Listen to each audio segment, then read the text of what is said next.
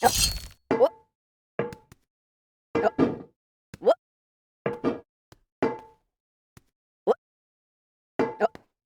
no feeling more intense than starting over.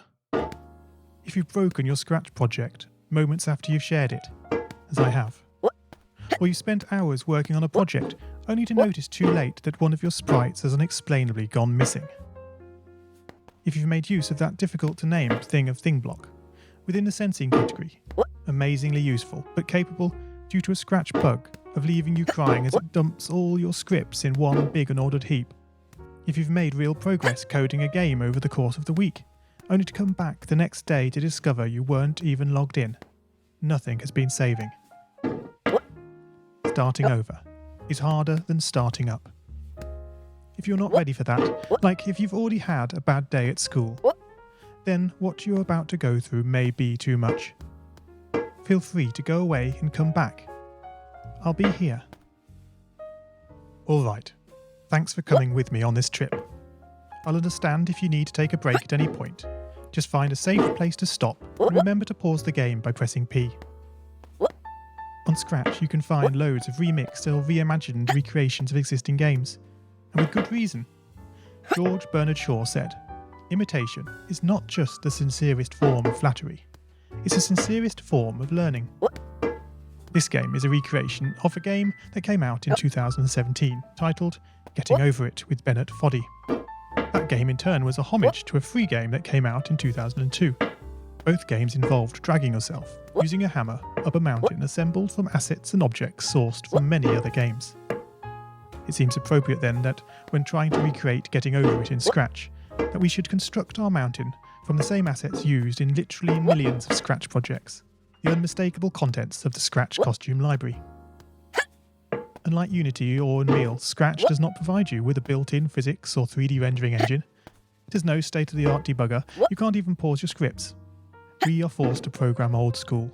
Our experience capped at 30 frames per second on a 480 by 360 pixel stage. But these very restrictions force us to experiment, to think out of the box, to grow as developers as we become masters of all things Scratch.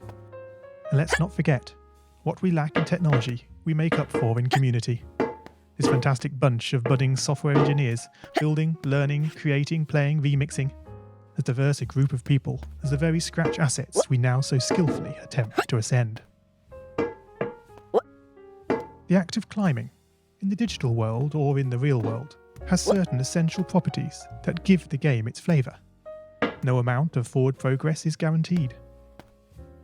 When you start Getting Over It, you're standing next to a dead tree, which blocks the way to the entire rest of the game. You prod and poke at it, exploring the limits of your reach and strength, trying to find a way up. When starting a new Scratch project, that initial blank slate is both refreshing and at times a little scary.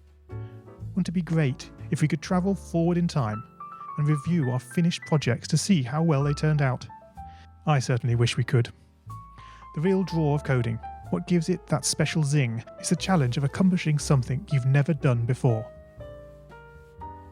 At this point, you don't want to fall into the trap of rushing into creating loads of content, designing all the levels, the player costumes, all the easier stuff that can be perfected later.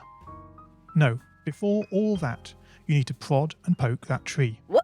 That is, understanding the coding difficulties you're expecting to face and try out any ideas to solve them. You may not be able to time travel, but at least this way you can get a good idea of how well your project is likely to go, and potentially save yourself a lot of time. This project began life a couple of months ago as 3 simple scripts: the player, hammer, and level. I spent no time on the art,